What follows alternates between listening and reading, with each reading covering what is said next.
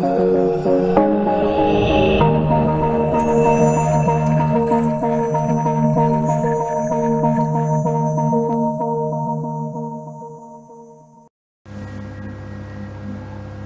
malam, salam sejahtera untuk kita semua dan salam budi luhur. Perkenalkan, nama saya Yohanes Dewan Japriyadi. Di sini saya akan menyampaikan materi mata kuliah rekayasa web untuk tahun ajaran 2020-2021 dasar. Adapun S1 S2 saya dari Universitas Budi Luhur Jakarta, sedangkan D3 saya dari Amik Atmaluhur. Nah, sebagai pengantar intermezzo di sini saya akan menunjukkan poster film seri Agent of S.H.I.E.L.D. di mana yang mau saya sampaikan adalah jika kalian mengikuti perkuliahan ini, ada baiknya kalian mengikuti urutan ceritanya, yaitu mulai dari awal, sama kayak kita nonton series film-film. Nah, sama dengan seperti ini, Marvel fase ketiga ada ceritanya bagaimana si Captain Marvel bisa ketemu sama Black Panther, Spider-Man-nya, ada Iron Man, dan seterusnya. Semuanya berjalan seiring timeline-nya. Nah, itu ada alurnya. Jadi, usahakan bagi mengikuti dari awal. Adapun kegiatan perkuliahan untuk mata kuliah ini terbagi menjadi ada di Classroom, YouTube, maupun di WhatsApp group. Nah, di Classroom contohnya seperti apa? Di Classroom nanti saya akan memberikan instruksi, baik itu untuk mengerjakan tugas, baik itu untuk mengisi daftar hadir, baik itu untuk ngasih materi, baik itu untuk ngasih kuis, maupun soal, juga tips untuk pengumpulan jawaban.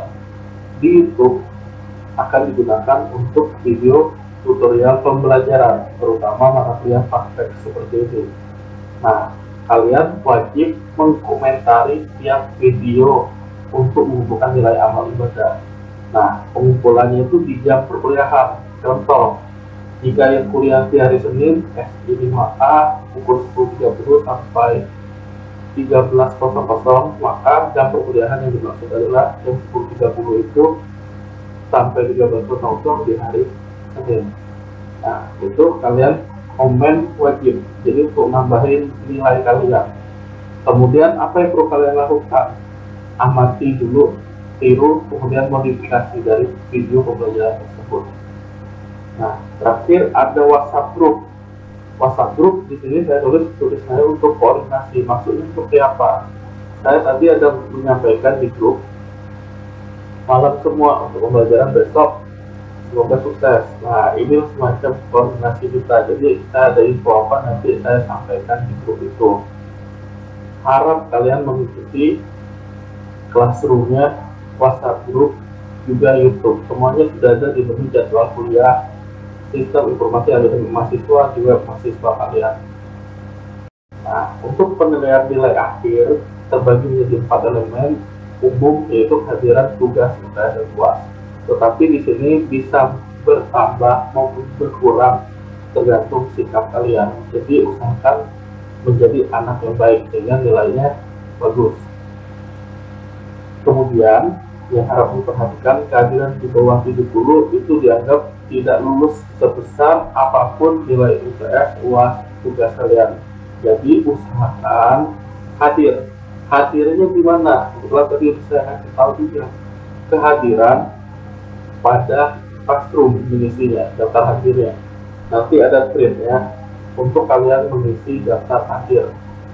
Contohnya bagaimana? Nah, di sini ada contoh untuk daftar hadir mahasiswa SI 5A. Kalian cukup mengkomentari sesuai instruksi yang diminta. Kemudian dari perolehan nilai akhir tersebut dapatlah rentang nilai. Jika nilai akhir kalian yang diperoleh adalah 81, itu adalah nilai tertingginya, yaitu A. 99 merupakan tidak ada nilai. Usahakan kalian rentang nilainya 0 sampai 100 saja. Oke, nilai A, B, C itu lulus, sedangkan D dan E dianggap gagal. Nah, ini jadwal mengajar saya yaitu di hari Senin ada 2 kelas, dan di Selasa 1. Cerita untuk mata kuliah rekayasa web. Rekayasa web ini harus ditempuh jika kalian sudah mengikuti mata kuliah desain dan pemrograman web, kemudian desain dan pemrograman web lanjutan. Jika di mata kuliah kedua ini sebelumnya kalian sudah mempelajari HTML, JavaScript, CSS, PHP, MySQL, yang kalian pernah mengalami sulitnya banget ini, banyak coding atau apa, nah di rekayasa ini agak berbeda sedikit. Kita tinggal klik tiba-tiba jadi web, tapi tidak serta-merta seperti itu juga. Nah, di sini saya ada contoh sistem yang saya bangun dengan yang akan dipelajari di mata kuliah rekayasa web. Ini salah satunya contoh kepuasan dosen, kepuasan kelulusan mahasiswa baru, nah mendaftar. Misalnya saya klik seperti ini. Ini dikembangkan di backend-nya WordPress, ya masuk WordPress-nya. Jadi saya milih pelajaran, saya akan mengklik tampilkan. Nah, ada rekap jumlah asal sekolahnya apa aja di sini. Kemudian kita bisa nampilin grafik dari yang paling tinggi ke paling rendah. Oke. Contoh lainnya apa? Sebenarnya masih banyak lagi. Ada begini, kita bisa nambahin menu. Di dalam menu itu nanti ada sistemnya lagi seperti ini untuk pengertian kelompok. Jadi inilah yang disebut membangun plugin CRUD-nya. Oke.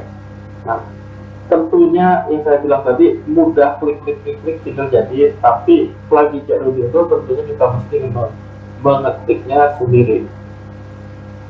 Nah, untuk rencana perkuliahan, tugasnya rencana saya hanya 1 kali untuk perkuliahan ini, yaitu meninggalkan jejak komentar yang harus kalian kirim ke thread Google Classroom. Kemudian untuk UTS, kalian harus membuat dan menggunakan web dengan CMS berbasis WordPress yang menggunakan tema, plugin, terus mengisi konten. Untuk UASnya nanti kalian membuat dan menggunakan web dengan CMS WordPress, yaitu berupa mini project company profile. Nah, dan ada plugin CRUD-nya yang saya minta nanti nggak terlalu susah. Plugin CRUD ini isinya paling untuk tabel master saja. Contoh, jika kalian company profile tentang konter handphone, maka datanya data apa? Data handphone misalnya, seperti itu. Tugas yang dimaksud adalah meninggalkan jejak komentar pada blog, forum, media sosial maupun apapun, jadi intinya online. Tapi blog, forum maupun apa yang online tadi harus menggunakan CMS WordPress, bukan domain wordpress.com. Jadi kalau kalian akses seperti ini, laben wordpress.com, yang ujungnya ada embel-embel wordpress.com itu nggak boleh. Tapi sebagai contoh, Supusal, terus ada Prodi, contohnya seperti ini, prodi@maluku.id, yang domainnya bukan wordpress.com boleh. Oke. Nah, kenapa dibilang menggunakan WordPress? Nanti akan saya sampaikan. Kelanjutannya seperti ini, boleh website di luar negeri maupun dalam negeri. Jumlah website yang harus kalian komentari itu adalah minimal 50. Jadi kalau fix 50 yang kalian komen, berarti kali 2, kalau benar semua ya 100. Harus menggunakan sekali lagi CMS WordPress di domain atau subdomain yang berbeda. Nah, ada catatannya, kalian tidak boleh meninggalkan jejak komentar pada domain maupun subdomain @maluku.id. Kalau yang di atas ini maksudnya apa? Domain itu boleh sama, subdomainnya boleh beda di sini. Domain contohnya, misalnya kalian ada rumahweb.com, di depannya ada blog.rumahweb.com, nanti ada lagi apalagi yang menggunakan WordPress itu boleh. Komentar yang dianggap benar adalah kalau tampil atau bisa dicek. Komentar itu harus memuat identitas kalian, terus komentar yang bermanfaat, dan link aktif ke web Luhur. Nah, dikumpulkan paling lambat minggu depan sebelum hari perkuliahan selanjutnya. Contohnya, jika kalian kuliah di hari Senin 10.30 sampai jam 1, maka dikumpulkan di hari Minggu jam 12 malam paling lamanya. Dan treat Google Classroom yang ditentukan. Oke, saya sudah menentukan treat yang dimaksud, yaitu treat jawaban tugas 3 komen. Kalian tinggal membaca instruksinya dan mengupload ke situ. Oke, saya contohin satu. Di sini ada ciri khas website dengan JavaScript Flash, di mana kalau nama domainnya kita tampil /wp-admin, dia ada tampil panel admin. Kita coba nih sekarang. Saya asal-asal basic ya. Misalnya WordPress itu terkenal dengan blognya, tapi platformnya WordPress. Terus apa Blogspot itu ya, mirip mereka tapi beda pengembang. Nah, kita coba deh klik. Nah, di sini WordPress blog, WordPress atau Blogspot, keterangannya adalah begini-begini panjang sekali misalnya. Terus tahu nggak ini websitenya apa? Nah, saya akan nyoba seperti ini. Kalau saya tambahin /wp-admin, kalau dia keluar panel admin, web ini termasuk web WordPress. Nah, sama kayak web program studi yang ini tampil ya, makinrajin.com blog wp login, tampil untuk halaman login. Sudah pasti web ini adalah web WordPress. Nah, jadi yang ini adalah web WordPress. Ada banyak sekali web WordPress, tapi tugas komentar itu apa? Contohnya seperti ini. Nah, saya akan mencari kolom komentar. Nah, saya akan mengisi seperti ini. Terima kasih Kak, saya baru mengetahui perbedaan WordPress dan Blogspot. Tentunya lebih baik atau lebih bagus WordPress ya Kak. Website ini pun, alasan kita karena website ini pun menggunakan WordPress. Nah, kita tambahin hehehe. Kenalkan Kak, nama saya Renata Setiawan Jafriyadi dari ISP Atmanuhur. Nah, ISP Atmanuhur ini kalian harus buat jadi link, yaitu href di dalam petik. Nah, perintahnya seperti ini. Ini tag href untuk link. Apa link Atmanuhurnya? www.atmanuhur.id. Kalian copy linknya ini, di paste ke yang kita komen tadi, yaitu di dalam tanda petiknya. Nah, inilah yang dinamakan link aktif. Nama saya Yohanes dari ini. Udah cukup seperti ini. Ketik nama kita. Kalian gunakan nama kalian masing-masing untuk identitas kalian. Jadi memuat komentar yang bermanfaat, perkenalan diri kalian, dan link aktif Atmanuhur. Email, istilah email kalian. Website. Oke. Kalau mau nambah website Atmanuhur juga boleh. Di sini copy lagi nih. Kalau kalian nggak punya website, kalian taruh website Atmanuhur. Oke, jika sudah, ini nggak perlu ditentang, kemudian post komen. Oke, kita tunggu komen kalian apa keluarnya. Harusnya dapat linknya di sini. Linknya itulah yang diperlukan untuk saya koreksi. Oke, kita cek apakah komennya ada.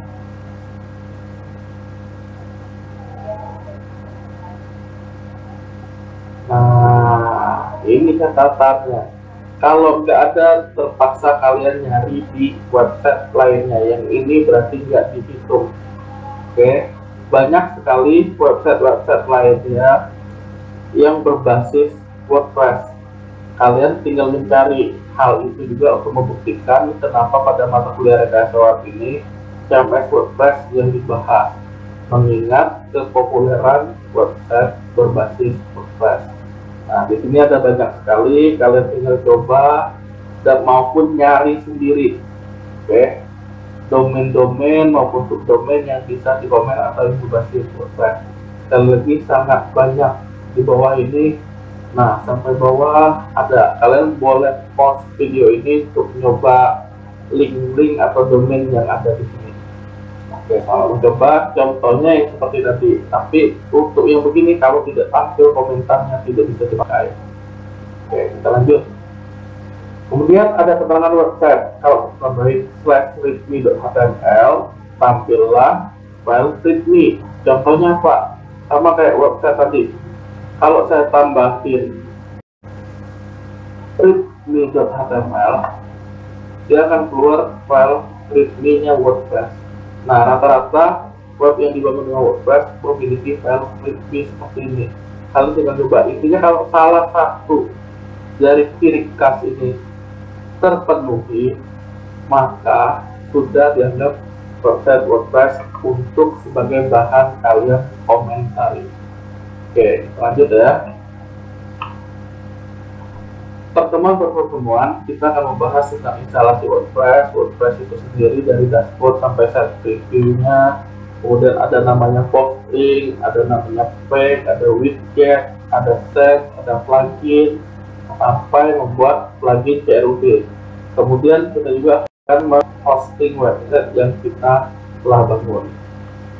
Nah, plugin sendiri terbagi jadi plugin untuk keamanan, plugin untuk tampilan, dan plugin untuk konten.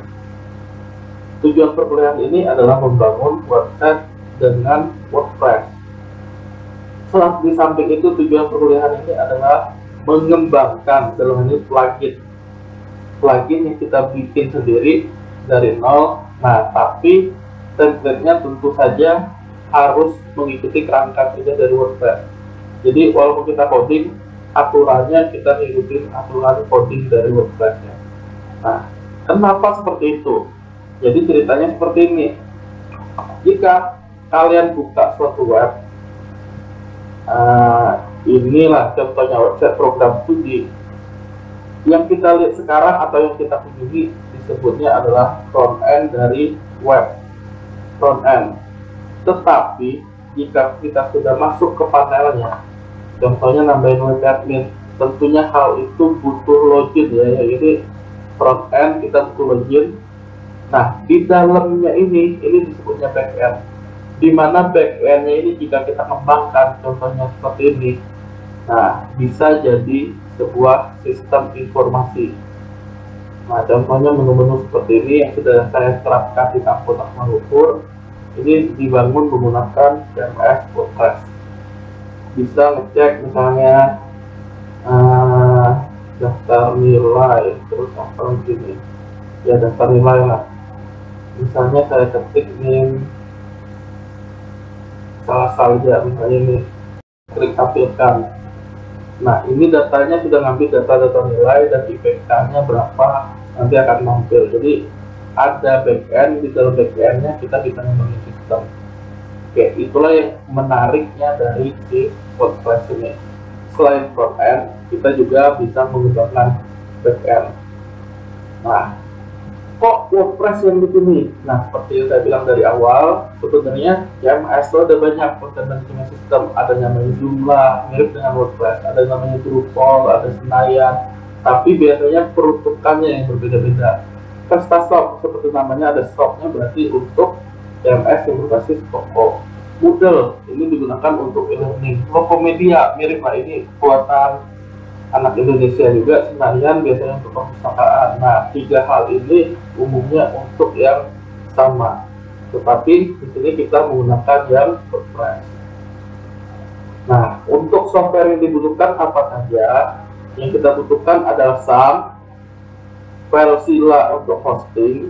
Kemudian kita butuh yang namanya text editor. Kalian bisa menggunakan Notepad maupun Sublime. Kemudian menggunakan browser. Nah, SAM ini yang diperlukan hanya Apache dan MySQL-nya, sedangkan PHP untuk diterjemahkan. Nanti software ini udah satu paket di dalam SAM. Ya, yang ini kita terakhir nanti untuk kita hosting. Browser sama yang paling awal. Nah, setelah mengetahui softwarenya, kemudian WordPress tadi apa?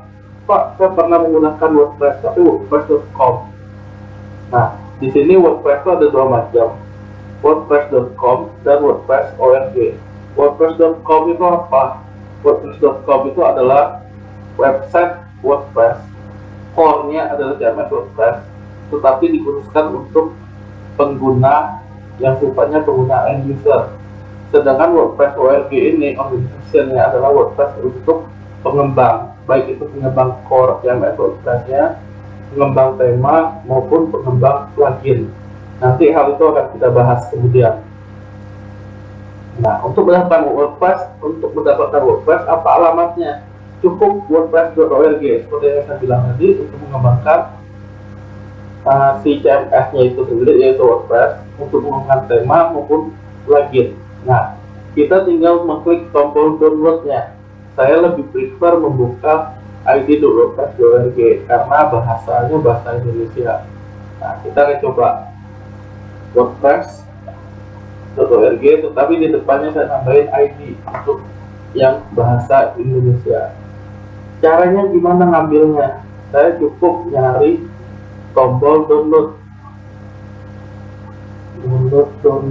nah install itu. Nah, ini juga para pengguna WordPress, kalau kalian kesulitan nyari website yang dibangun dengan WordPress, inilah contohnya para pengguna WordPress dan ratusan lainnya. Tugasnya hanya 50 website, ini udah ratusan. Kalian dengan menggunakan ini aja. Install WordPress, ini untuk download ya, unduh. Nah, hore itu ya, kita tinggal tunggu aja. Kalau ada IDM lebih bagus menggunakan IDM. Nah, kita tunggu saja. Nah, ukurannya 14 MB, saya akan simpan di folder saya. Oke, misalnya ini saya buat simpan di angka 1 ini. Nah, ini tunjukin bahwa ini untuk pertemuan pertama. Oke, saya simpan, download. Nah, ini ditunggu downloadnya selesai. Nah, beginilah cara untuk mendapatkan file WordPress-nya. File WordPress ini digunakan untuk apa? Nah, itu akan kita bahas di pertemuan selanjutnya. Jadi pertemuan pertama ini kita sudah membahas pengenalan CMS yang populer. Saya bilang tadi ada Logopedia, ada Senayan, ada Joomla. Kenapa menggunakan WordPress? Nah, tugas kalian yang di Jakarta itu membuktikan salah satunya si WordPress ini kenapa dibilang populer. Terus pengenalan software yang dibutuhkan apa aja ya? Saya bilang ada Notepad++, ada Sublime, terus ada SAM, itu yang dibutuhkan. Kemudian apa perbedaan WordPress.com dan ORG? Yang saya bilang WordPress.com untuk sisi pengguna akhir atau end user, sedangkan WordPress.org adalah untuk pengembangnya, pengembang core CMS itu, pengembang plugin maupun pengembang temanya. Terus bagaimana kedepan CMS WordPress? Yang terakhir yang saya bilang tadi, kita buka id.wordpress.org, nanti kita download. Nah, download dapatlah sebuah file zip. File zip ini mesti diapain? Ini saya zoom dulu. File zip ini selanjutnya mesti kita ekstrak. Ya, ekstrakir aja. Dan kita akan mendapatkan folder WordPress. Folder inilah nama aplikasi yang akan kita format atau kita modif atau kita kembangkan. Nah, pastikan untuk pertemuan selanjutnya kalian sudah memiliki minimal file zip ini yang sudah diekstrak. Langkah-langkah yang harus dilakukan di pertemuan berikutnya akan saya bahas. Oke, pertemuan hari ini cukup sampai dengan pengenalan menggunakan CMS WordPress. Di pertemuan selanjutnya kita akan menggunakan CMS yang sudah kita dapatkan tadi. Harap dipersiapkan software-softwarenya. Terima kasih atas perhatiannya, selamat malam dan salam budi luhur.